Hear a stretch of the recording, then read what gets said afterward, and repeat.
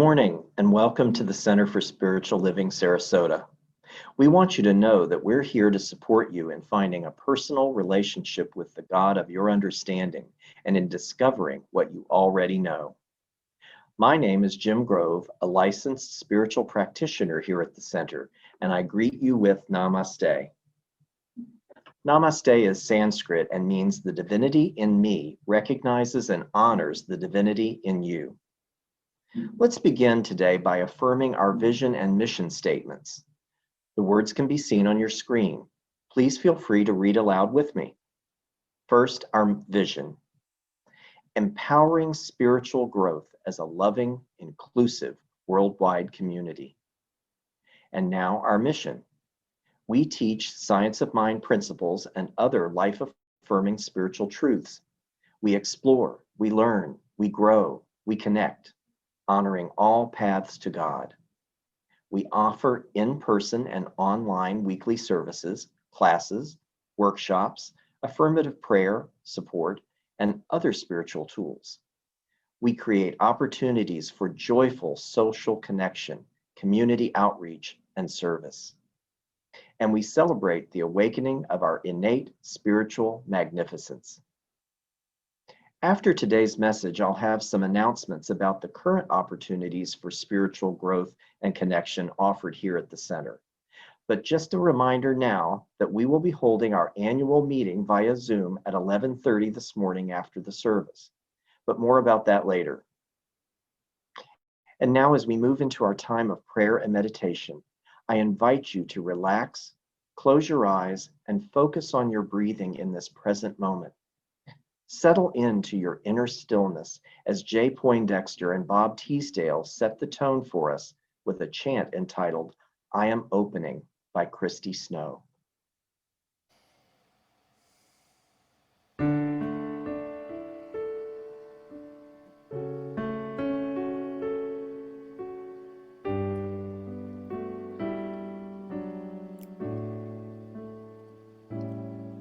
I am opening, I am opening, my heart is ready to receive. I am opening, I am opening, my heart is ready to receive. I am opening, I am opening, my heart is ready to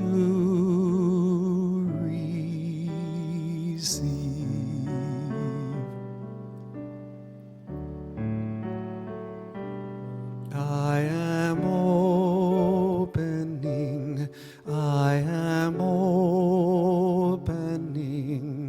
my heart is ready to receive. I am opening, I am opening, my heart is ready to receive. I am opening, I am opening, my heart is ready to receive.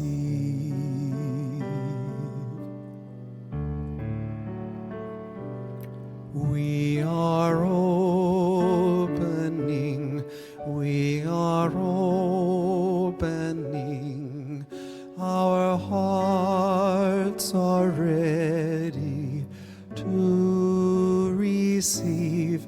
We are opening, we are opening, our hearts are ready to receive. We are opening, we are opening, our hearts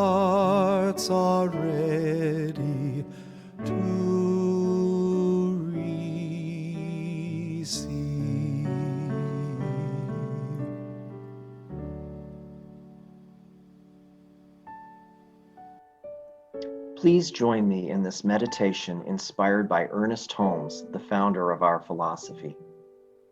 It is right and necessary that we are individuals. The divine spirit never made any two things alike, no two rose bushes, two snowflakes, two grains of sand, nor two persons. We are all just a little unique, for each wears a different face. But behind each is the one presence, which is God. Unity does not mean uniformity. Unity means that everything draws its strength, its power, and its ability to live from one source. One life flows through everything, but this life is never monotonous. It is forever doing new things through each person. I affirm that I too am an expression of this original spirit and that it is doing something new through me today. Therefore, everything I do is original. It is a new creation. There is a new enthusiasm, a new zest for life. The divine spirit is flowing through me in an individual way, and I accept the genius of my own being. Since the original artist is doing something new through me today, I do not imitate others. Each is royalty in their own right. Each is a divine being on the pathway of an eternal unfoldment. Gladly, I recognize and unite with the genius in others, but always keep the uniqueness of my own personality. All the presence there is flowing through me in an original manner. I invite the inspiration, the illumination, and the guidance of God and gladly cooperate. For this I give great thanks as I release my word to the law of mind, confident that all is unfolding for me in divine right order. And so it is.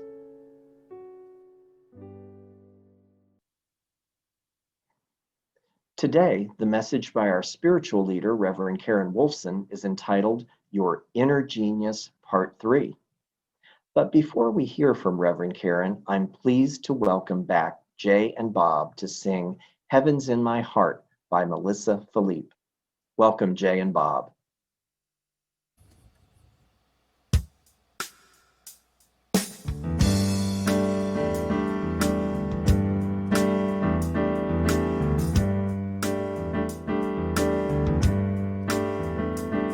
I was sitting on the front porch, thinking about tomorrow and all the things I wanna be.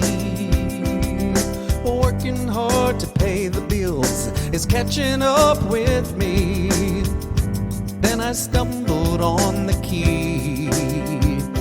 I've been walking along the path, following my shadow, 'cause that was all that I could see. When I turned around to find a light, thinking it would set me free, I realized it's shining from me. Heaven's in my heart. I know that's a miracle. Heaven's in my heart. That's all I need.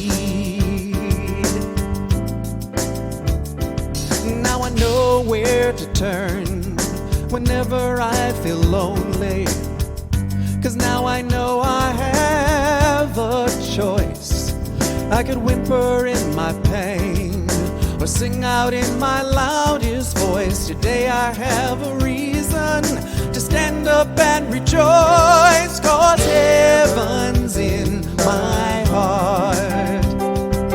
And I know that's a miracle. Heaven's in my heart. That's all I need. That's right, that's all I need. Never again afraid to fly, knowing my faith will carry me back to the place where the love resides. It's right here inside, 'cause heaven's in my heart, and I know that's a miracle. Heaven's in my heart, and that's all I need. That's all I need. Heaven's in my heart. I know that's a miracle. Heaven's in my heart. That's all I need. That's right, that's all I need. I know that my love is guaranteed. Heaven's in my heart, that's all I need. I know my love is guaranteed. Heaven's in my heart, that's all I need. Heaven's in my heart, that's all I need.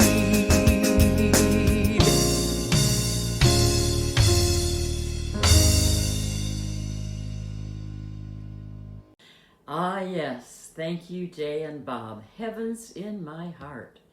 Heaven's in your heart. Listen to these words. I've been walking along the path, following my shadow, 'cause that's all I could see. When I turned around and found a light, I realized it's shining from me. Heaven's in my heart. That's all I need. Do you know what that's referring to? Well, it's referring to your inner genius, or as I've been talking about for these March Sundays, your inner, infinite, irresistible, creative genius. And more about that in a moment, but first, I want to give a big shout out of congratulations to some of your fellow travelers. They are Jerry Bateman, Susan Davis, Harvey Kelsis, and Ann Moore. And they are the students who just completed a rigorous, life-transforming class series titled Self-Mastery, The Emergence of Your True Self. And you know, these students devoted so much time, thought, and dedication to their studies, and to me that demonstrates their genuine commitment to their spiritual deepening and their expansive growth. And that's right in alignment with our vision, empowering spiritual growth. You know, during my many years of ministry, I have seen again and again the impact of classes on the vibrancy and the strength of each center. So today, to each student, it is an honor to celebrate your sacred accomplishment. Plus, kudos and gratitude to your incredible teacher, Kathleen Frankert, one of our spiritual practitioners. I know she devotes 200% of herself to these classes and to her students.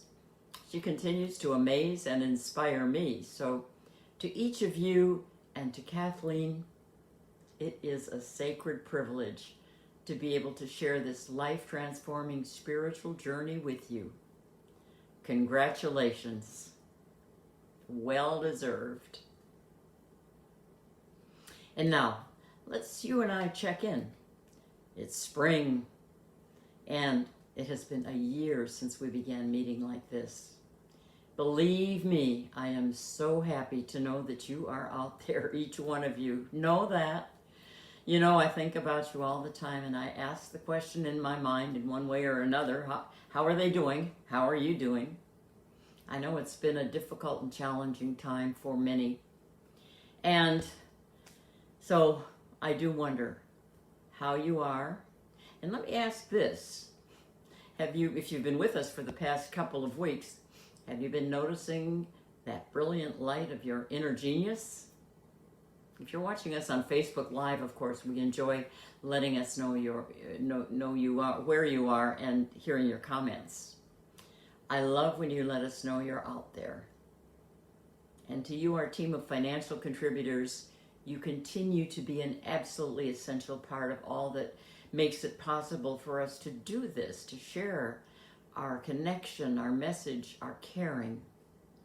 And we will continue doing this for the next several months. So thank you for standing by us. And thank you all for joining with us today. You know, as I think of you, I continue to affirm and see you as vibrantly healthy, and abundantly supported in every possible way. So my title for today, completing this series for March, is Your Inner Genius, or Your Inner Infinite, Irresistible, Creative Genius. So here's a question. Do you think of yourself as a genius? And just what is your infinite, inner, irresistible, creative genius? For the past two Sundays, and by the way, you can see these messages on Facebook and YouTube, I've been telling you that that inner genius is the sweet spot of your unique essence. It's at the core of your being. You were born with it. It is who you and only you really are. You know, behind your labels, behind that identity you may have adopted based on who people told you you are. It's your divine self, God by any name, the infinite, expressing life as your creative genius. Dr. Ernest Holmes, the architect of our philosophy, said it this way. He said, all we have to do is be ourselves and realize that the one self, God, is expressing itself as each of us in a unique way, and it is infinite. And that's the most important part, because that means it's limitless. And I will add, available, obviously, 24/7. Your inner, infinite, irresistible, creative genius. So today, wrapping up this series, I have 3 questions for you. Questions that may reveal how to get out of the way of your genius so it can show up in countless ways, energizing, guiding, informing, and inspiring you and shining as you. But first I want to be super clear. This is an inside job. Rabbi Naomi Levy said it this way. Finding your way in life is about uncovering the voice of your soul, the call that is already imprinted inside you, and then finding the courage to let your true voice be heard. Or, as Howard Thurman expressed it, I tap the resource that is beyond me by tapping the resource that is within me, within you. As the song says, heaven's in your heart. That's all you need. Now, let's take this a bit further. Ernest Holmes tells us all creation is a manifestation of the delight of God, seeing itself in form, the delight of God, knowing itself in us as us. And another one of our early classic New Thought teachers, Thomas Troward, he said it this way. He said simply that God wants to enjoy life. And to make this personal, Troward goes on to say that the moment we truly recognize our inner infinite source, I'm going to say our genius, we live directly from that originating life source with this incredible result. And these are his words. We begin making practical working realities of possibilities which at present seem but fantastic dreams. Wow. Okay, so you may be thinking, but wait, you don't know my life, the problems and the issues I'm dealing with. Well, I understand, because I have and have had and probably will have life's challenges. Well, here are 3 questions for you, questions that I actually have learned to ask myself, and questions that can help you to clear the way and bring your inner genius to these seemingly impossible situations. First question is this: is this situation really impossible? You know, our perceived impossibilities are usually the result of our prior unsuccessful attempts at whatever, and we've adopted those unsuccessful experiences as absolute. But Troward tells us principle is not bound by precedent, and that means your inner genius is not bound by your previous experiences. In fact, your inner genius has amnesia. It only knows the infinite possibilities proceeding from the present, and they are infinite. So we may not currently know the solution to our impossible issue, but that doesn't mean there isn't a solution that exists. In the words of Reverend Michael Beckwith, lack of evidence is not evidence of lack. So here's a true story about a student in his first year at Berkeley. He writes, "One day I arrived late to one of my math classes, and so I hurried to my seat and I saw on the blackboard there were 2 math problems that I assumed had been assigned for our homework. So I quickly copied them and planned to work on them, but it took longer than usual. Well, a few days later, I apologized to my professor for taking so long doing that homework. And the problems seemed to be just a little bit more difficult than usual. So I asked him if he still wanted me to turn that in, and he told me, yeah, go ahead and throw it on his desk, which was already covered with heaps of papers. I did put it there, hoping it wouldn't be lost in those piles. Well, about 6 weeks later, on a Sunday morning, I was awakened by someone urgently knocking on my door. It was my professor. He rushed in with my paper in his hands, and he excitedly said, "I've just written an introduction to this paper. Read it so I can send it right away for publication." I had no idea what he was talking about. Well, fast forward to the end, it turns out the problems on the blackboard that I had solved, thinking they were homework, were in fact illustrations of 2 famous unsolved problems in statistics. Though there had been many brilliant attempts, they were never unsolvable, but they certainly they were unsolved as yet. Well, this student's name is George Danzig, and he went on to become a groundbreaking mathematician and scientist. And you may recall now, it may be sounding a little familiar, this story was the basis for the film Good Will Hunting. This young man didn't know those math problems were, at least up until then, famously unsolved. So he proceeded to solve them. The point is, our inner genius does not know about impossible situations. Our inner genius doesn't know about impossible situations. So question 2 is this: are my insurmountable obstacles real or imagined? Well, we think they're real, right? Oh, consider this. There's a group of young Boy Scouts that had a game for initiating new members into their troop. So the Scouts set up an obstacle course made of chairs, and they explained to the new members that the one who made it through that maze of chairs first without bumping into them would be the winner. However, they would have to make it through the obstacle course blindfolded. They were given 30 seconds to study the layout of the obstacles before the blindfolds were put on. And then they were turned around 3 times before beginning. Now, while this was happening, the rest of the troop quickly and quietly removed all the chairs.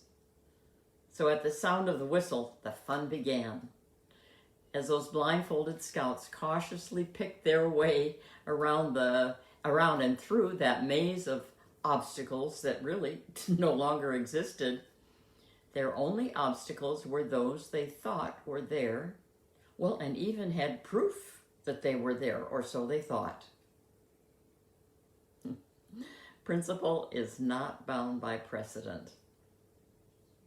Just because an obstacle appeared in the past does not mean it exists in the present. And that brings me to question 3. Can I look at this situation, this daunting circumstance, from a different perspective, from a different angle? And in doing that, can I get out of the way of my inner creative genius? So here's a story, true story, from a small town newspaper in New York, and it's about a young man named Jason McElwain. Jason is autistic, and because he was considered too small to make his high school's varsity basketball team, he signed on as manager to stay near the sport he so loved. He was an all-around motivator of his team, handing out water bottles, dispensing tips, and helping run drills. And after practices, he would stay alone in the gym and go through his own elaborate pre-game ritual, which was most impressive. The article said that in this solitary exercise, every time Jason drained a three-pointer, a double pump layup, whatever that is, and a free throw. And then he would kiss the back of his ring finger and at center court and speed off to the dressing room to encourage and amuse his teammates. Well, the coach was so amazed at Jason's dedication that he had him suit up for the home game finale. There was no guarantee he would play because this was a big game. His school was battling for a division title. But he did get into that game after all, when his team gained a significant lead with 4 minutes left. It was his first and only appearance for that team, but what a performance. This little too short, 5'6" Jason hit 6 3-point shots and a 2-pointer and was carried off the court on his teammates' shoulders. No wonder. So how did he do it? Well, here's how he explained it. He said, I saw that basket like it was a big old bucket, and I was just tossing them in like they were free throws. So I just felt relaxed. This is about seeing the situation from a different and larger perspective. What if we could see things like that big old bucket? Here's what I mean. Looking at a challenge or a problem or an obstacle, our tendency is to squint and stare really intently at it, like Jason could have done, thinking, as he might have thought, I cannot possibly get this big basketball into that little basket from way back here. No way. And then the tension would mount, and the chances are he would miss the basket. Now just imagine, kind of as he said, choosing to see that basket like, maybe 6 feet in diameter. As Jason said, seeing it like that, I just felt relaxed. He got out of the way of his own inner creative genius. So, looking at your daunting situation, can you change your perspective and make room for your inner genius to show up? Create some wiggle room, some vast spaciousness around your situation. The infinite is a very, very spacious basket with everything you need. Now, here's a practice for all of this. Be quiet and listen. As you heard in our earlier meditation song, I Am Opening, Ernest Holmes wrote this. He said, often we find ourselves with the problem of how to begin.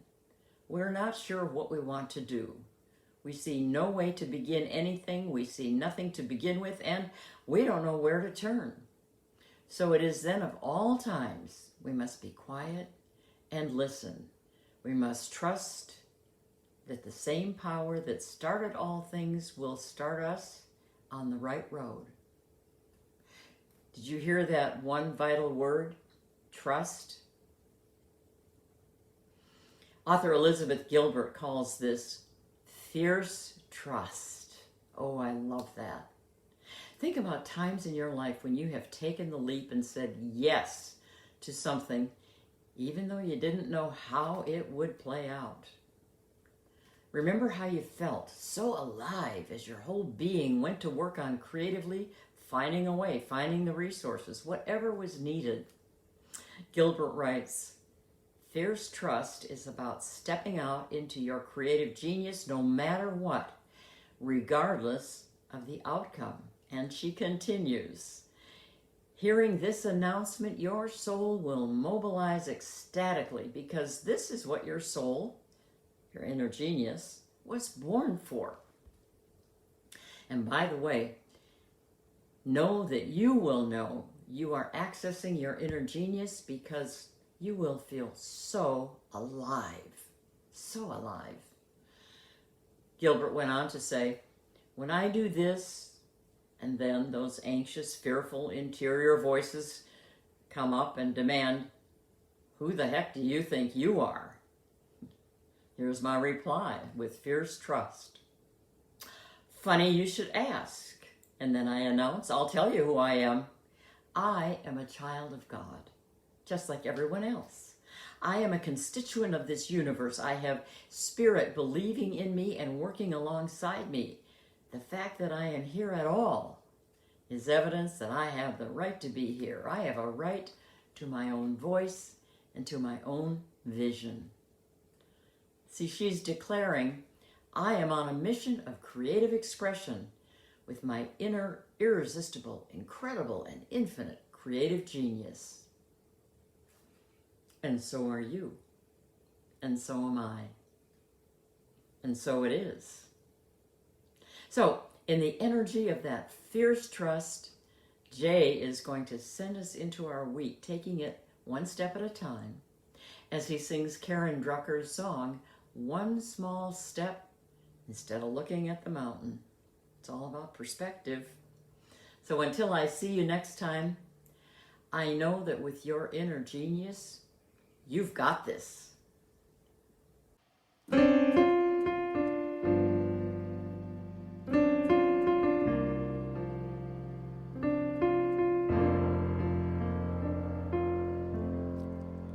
I'm taking one small step instead of looking at that mountain. One small step, it gets me closer to my goals. One small step, instead of looking at that mountain, then it won't seem like I got so far to go.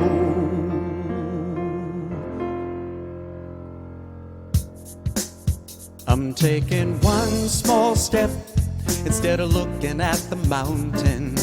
One small step gets me closer to my goals. I'm taking one small step instead of looking at the mountain. Then it won't seem like I got so far to go. And I got dreams filled with passion, but I got fears that tend to pop up in my way. But I got the power that's deep inside my soul. When I look too far and lose my way, it always lets me know I'm taking one small step instead of looking at that mountain. One small step gets me closer to my goal. I'm taking one small step instead of looking at the mountain. Then it won't seem like I got so far to go. And I got off the track and I couldn't find my way back. But when I looked inside, the truth, it could not be denied. I was making it harder than it had to be, just pushing and fighting until I found the key. I'm taking one small step instead of looking at the mountain. One small step, it gets me closer to my goal. I'm taking one small step instead of looking at the mountain. Then it won't seem like I got so far to go.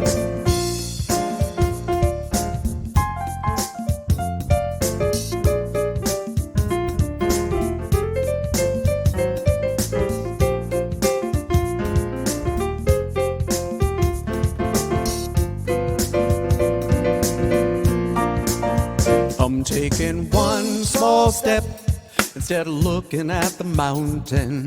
One small step, it gets me closer to my goals. I'm taking one small step instead of looking at the mountain.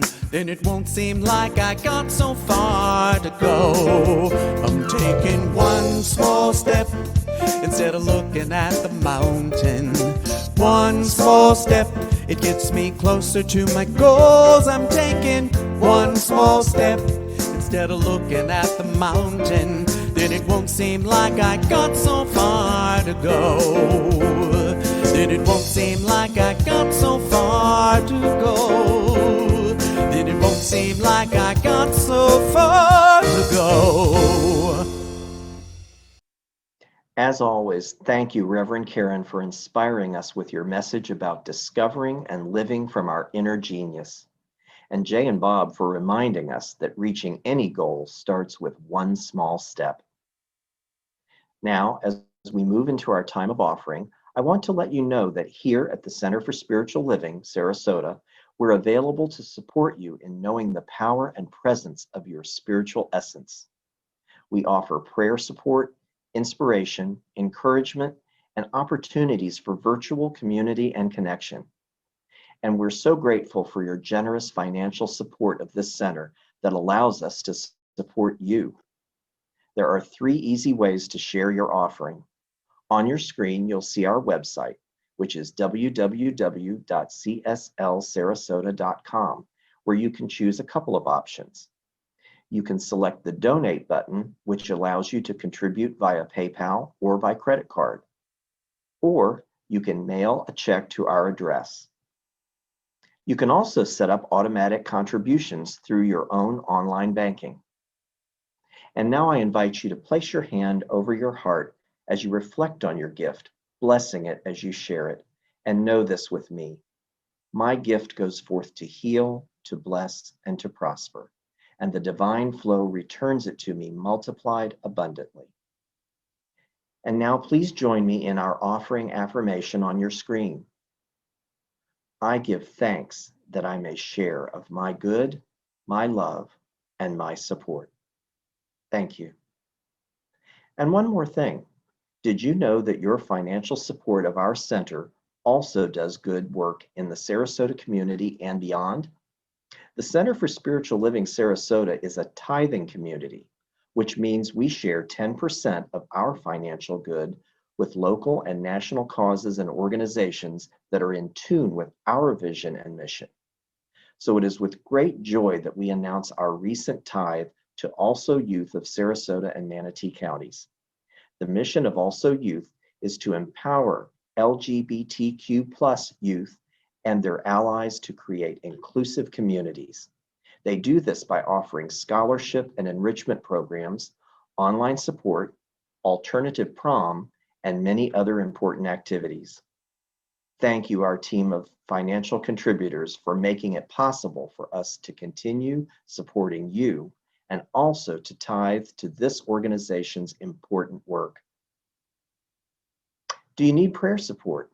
If so, I'd like to draw your attention to the green prayer request button. We invite you to use this feature to send us your prayer request.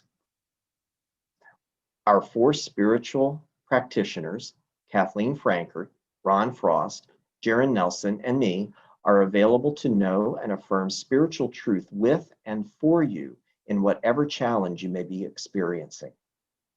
Here on our website, you can also sign up to receive our weekly email newsletter. Please also check out our Facebook page for posts about upcoming events. I have a few announcements for you this morning. First, as I mentioned at the beginning of the service, we are holding our annual meeting this morning at 11:30. All members and friends are invited to attend. Reverend Karen will share her thoughts on the past year and the year going forward. We also present a financial report and program updates from a number of our leaders. If you're on our email list, the Zoom link was sent via email, and you can also find it in the weekly email newsletter as well. Please join us if you're able. Your participation and input is important and always valuable.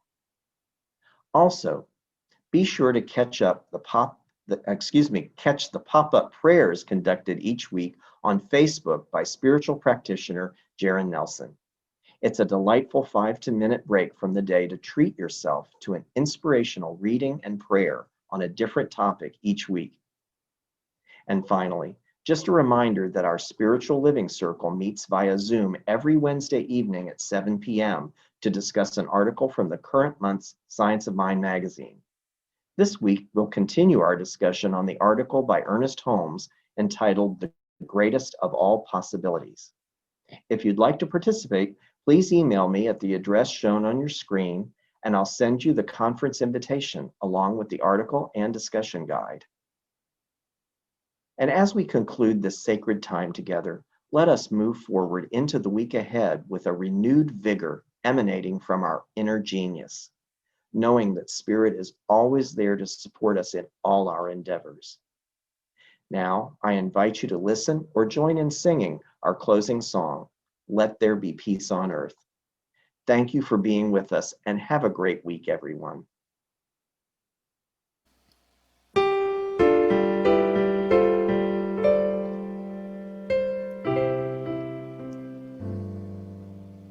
Let there be peace on earth, and let it begin with me. Let there be peace on earth, the peace that was meant to be with God our Creator. We are family. Let us walk with each other in perfect harmony. Let peace begin with me. Let this be the moment now. With every breath I take, let this be my solemn vow, to take each moment and